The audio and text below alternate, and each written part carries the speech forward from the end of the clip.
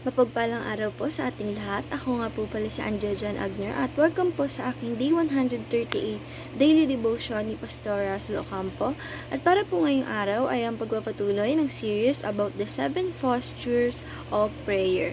At ang topic po natin ngayong araw, December 13, 2024 ay Praying with Conviction. At ang scripture po natin ngayong araw ay Daniel 6 verse 10. When Daniel learned that the decree had been published, he went home to his upstairs room where the windows opened towards Jerusalem.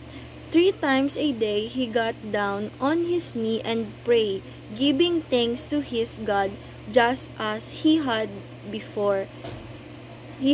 done before.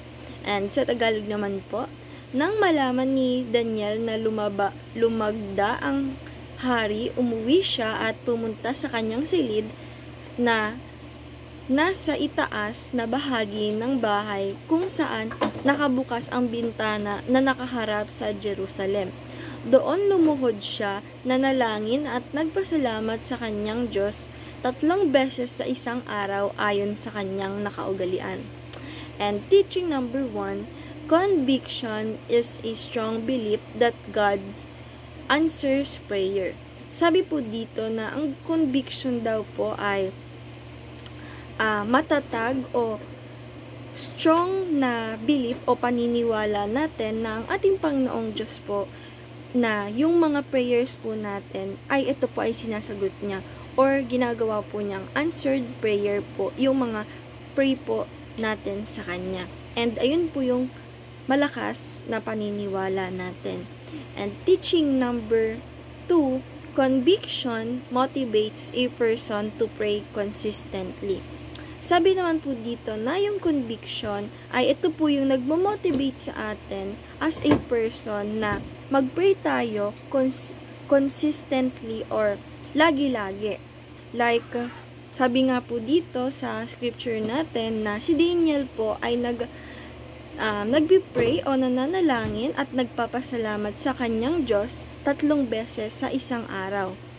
At ito po yung kinaugalian niya dahil nga po naniniwala siya or may strong belief siya ng ating Panginoong Diyos ay ina-answer niya po or sinasagot niya po yung mga prayer natin. Kaya po yung conviction ay ito po ay nakakamotivate sa mga tao o katulad nating mga tao na dapat po tayo ay manalangin consistently. And teaching number 3, conviction is root in deep relationship with God.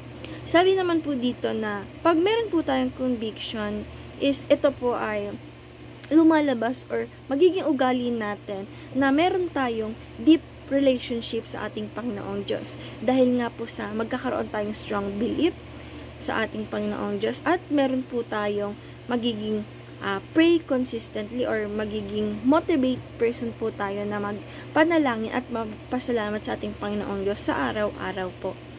Kaya po magkakaroon tayo ng deep relationship with our God. And application number 1, pray with a strong sense of God's presence. Sabi naman po dito na apply po natin sa sarili natin na kapag tayo po ay nanalangin ay dapat po magkaroon tayo ng malakas na sense ng God's presence, na wala po tayong pakialam sa iba pag tayo po ay nag-worship at nananalangin, basta po maramdaman natin yung God's presence pag tayo ay nananalangin. And application number 2, pray with conviction in every word you say. Sabi naman po dito na apply po natin sa sarili natin na pag tayo po ay nananalangin ay dapat po yung mga sinasabi natin sa panalangin natin ay hindi lang po ito yung nasa utak lang po natin, kundi dapat nasa puso natin at minimin natin yung mga sinasabi natin at bukas ito sa puso natin, yung mga pinapalalangin natin sa ating Panginoong Diyos. And application number 3, pray with a consistent pursuit of intimacy with God. Sabi naman po dito na i-apply po natin sa sarili natin na pag tayo po ay nananalangin ay dapat po consistent. At dapat po magkaroon tayo ng relationship, deep relationship, at ma-imitate po tayo sa ating Panginoong Diyos. And discussion, why would we pray with conviction instead of merely uttering words.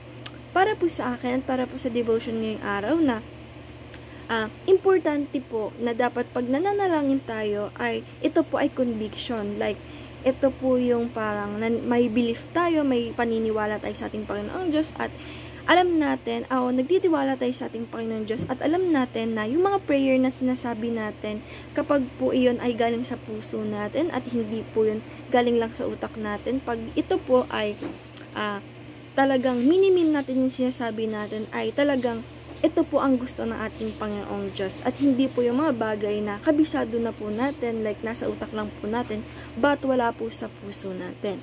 And mahalaga po talaga yung conviction instead of merely uttering words. And ayun lang po ngayong araw. Maraming salamat. God bless.